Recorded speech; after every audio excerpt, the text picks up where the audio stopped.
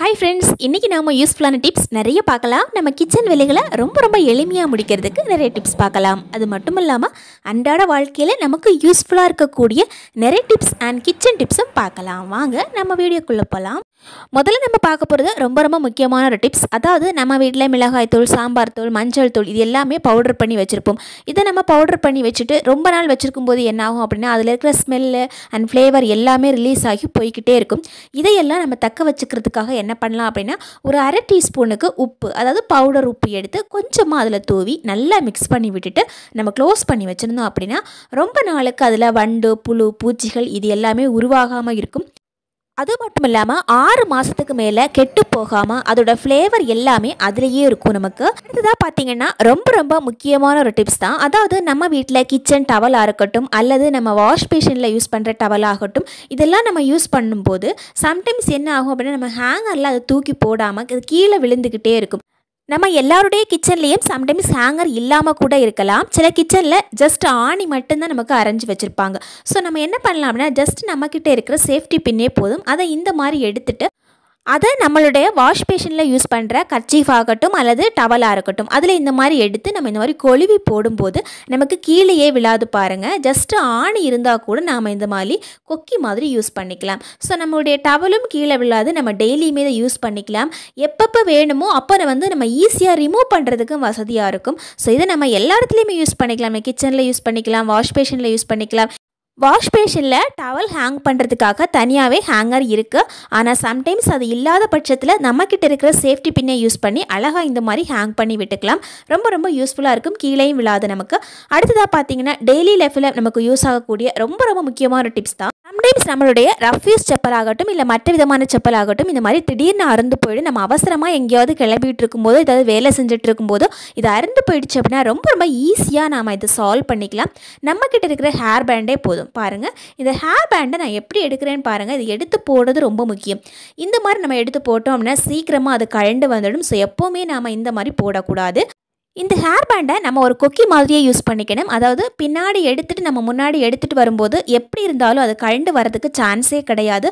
So இப்படி எடுத்துகிட்டு நம்ம அந்த ஓட்டை வழியாக வெளியே எடுத்துக்கலாம். பாருங்கள், இந்த மாதிரி விட்டோம் அப்படின்னா ரொம்ப அழகாக நமக்கு வெளியே வந்துடும்.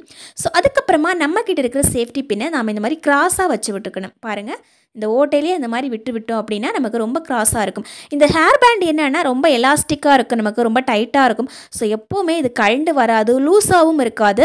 நம்ம காலுக்கு தகுந்த மாதிரி அது அட்ஜஸ்டபிளாகவும் இருக்கும். பாருங்கள், இந்த மாதிரி நம்ம போட்டுட்டோம், பார்க்குறதுக்கு நமக்கு இந்த மாதிரி இருக்குது. ஆனால் நம்ம காலில் போடும்போது எனக்கு நல்லா கம்ஃபர்டபுளாக இருக்கும். இப்போ நான் உங்களுக்கு போட்டு காமிக்கிறேன் பாருங்கள். நம்ம எங்கேயாவது கிளம்பிட்டு இருக்கும்போது நம்ம செப்பல் இந்த மாதிரி அறுந்து போயிடுச்சுன்னா ரொம்ப சுலபமாக நாம் இந்த மாதிரி சரி பண்ணி எடுத்துக்கலாம்.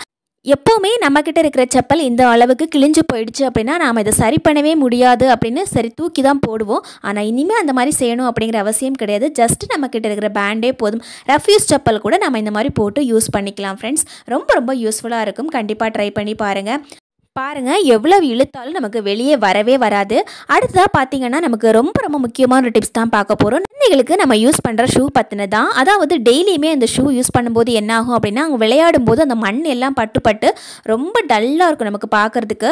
இதை நம்ம டெய்லி வாஷ் பண்ண முடியாது. அந்த மாதிரி வாஷ் பண்ணோம் அப்படின்னா நமக்கு கிழிஞ்சு போயிடும். ஸோ நம்ம என்ன பண்ணலாம் அப்படின்னா, நம்மக்கிட்ட இருக்கிற ஆயில், அதாவது தேங்காய் எண்ணெய் யூஸ் பண்ணுறது ரொம்ப நல்லது.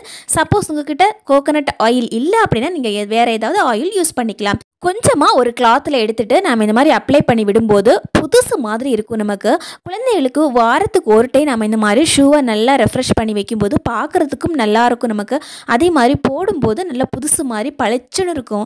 நான் தேய்க்கும் போதே நல்ல டிஃப்ரென்ஸ் தெரியுது பாருங்கள். அது பழைய ஷூவுக்கும் நம்ம தேய்ச்சி வச்ச ஷூவுக்கும் எவ்வளோ டிஃப்ரென்ஸ் இருக்குது பாருங்கள். நல்லா பளிச்சுன்னு இருக்குது.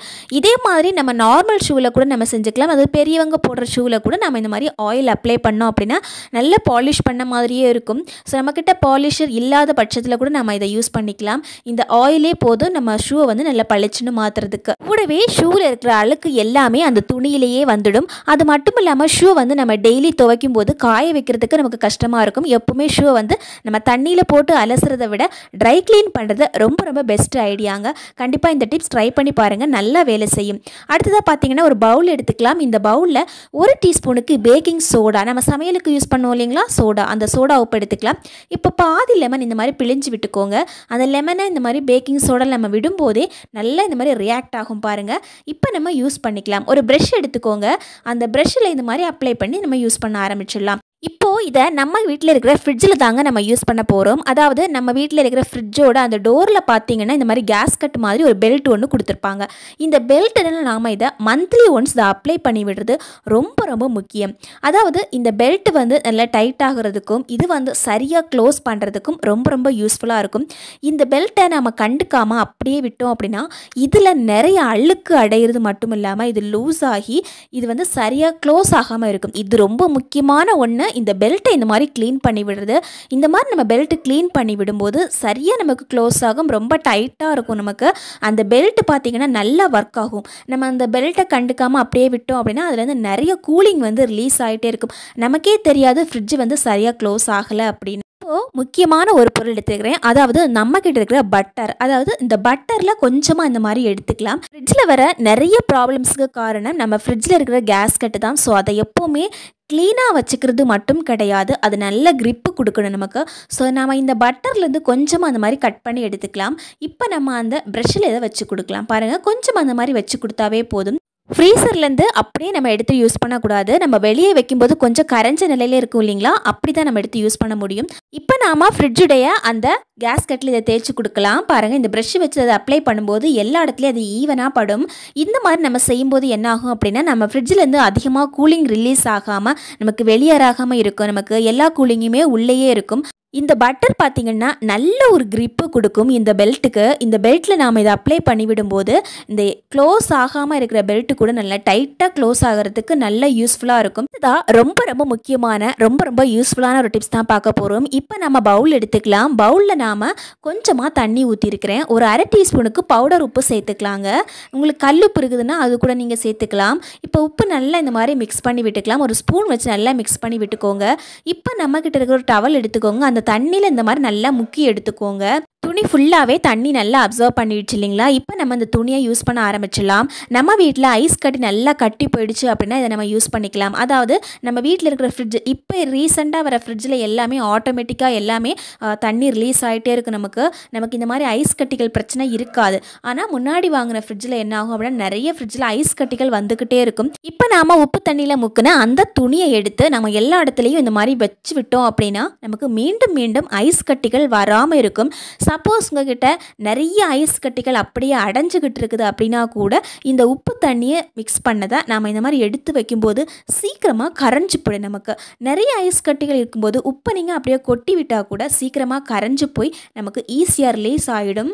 இதில் சொல்லியிருக்கிற டிப்ஸ் எல்லாமே உங்களுக்கு ரொம்ப யூஸ்ஃபுல்லாக இருக்கும் அப்படின்னு நினைக்கிறேன். அதே மாதிரி ரொம்ப பிடிச்சிருக்கும் அப்படின்னு நினைக்கிறேன். தேங்க்யூ ஃபார் வாட்சிங் ஃப்ரெண்ட்ஸ்.